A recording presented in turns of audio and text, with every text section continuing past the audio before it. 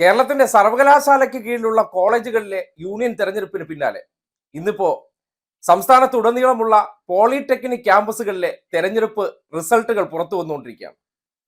അതായത് നമുക്ക് വേണമെങ്കിൽ ഈ കാവിലെ പാട്ട് മത്സരം എന്ന് പറയാം. കാവിലെ പാട്ട് മത്സരത്തിന്റെ അവസ്ഥ എന്ന് പറഞ്ഞാൽ പരമദയനീയമാണ്. അതായത് കേരളത്തിൽ UDSF എന്നൊരു മുന്നണി ഉണ്ടോ, അല്ലെങ്കിൽ ABVP പോലുള്ള ഏതെങ്കിലും സംഘടനകൾ ഉണ്ടോ എന്നുള്ള സംശയം ഉണ്ടാവുകയാണ്.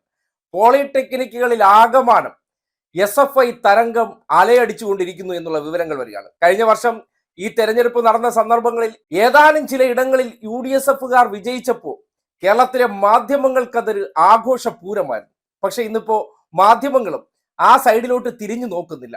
എന്തോ ഒരു ദുരന്തം നടന്നതുപോലെയാണ് UDSF ക്യാമ്പുകളിലേക്ക് അവർ നോക്കിയിട്ട് വല്ല കാര്യം ഉണ്ടായിരുന്നു, ഞങ്ങൾക്കിത് റിപ്പോർട്ട് ചെയ്യാൻ സൗകര്യമില്ല എന്ന തരത്തിൽ അവരും ഈ വിഷയത്തെ മൂടി വയ്ക്കുകയാണ് എന്ന് കരുതിക്കൊണ്ട് യാഥാർത്ഥ്യം ജനങ്ങളെ അറിയിക്കാതിരിക്കാൻ പറ്റില്ലല്ലോ. ആ ഒരു വിഷയവുമായി ബന്ധപ്പെട്ട് ചില വിജയങ്ങൾ എന്ന് പറഞ്ഞാൽ കഴിഞ്ഞ വർഷം UDSF പിടിച്ചെടുത്ത, അല്ലെങ്കിൽ കേരളത്തിലെ മാധ്യമങ്ങൾ ആ വിജയങ്ങൾ ആഘോഷിച്ചുകൊണ്ട് SFIക്ക് ഇതാ തിരിച്ചടിയായി SFI തകർന്നു തുടങ്ങി എന്ന് പറഞ്ഞെടുത്ത് ഇത്തവണ ആ പിടിച്ചെടുത്ത ക്യാമ്പസുകൾ മുഴുവൻ തിരിച്ചു പിടിക്കുമ്പോൾ അത് വാർത്തയല്ലാതായി മാറുകയും, എന്നാൽ UDSF ഉൾപ്പെടെയുള്ള വിദ്യാർത്ഥി സംഘടനകൾ, അതിൽ KSU ഉണ്ട്, ABVP ഉണ്ട്, അതിൽ MSF ഉണ്ട്, ഫ്രട്ടേണിറ്റി ഉണ്ട് തുടങ്ങിയ വിദ്യാർത്ഥി സംഘടനകളിലെ ക്യാമ്പസുകളിൽ ഒരു വിദ്യാർത്ഥികൾക്ക് പോലും ഇന്ന് വിശ്വാസമല്ലാത്ത രീതിയിലേക്ക് കാര്യങ്ങൾ എത്തിയിരിക്കുകയാണ്.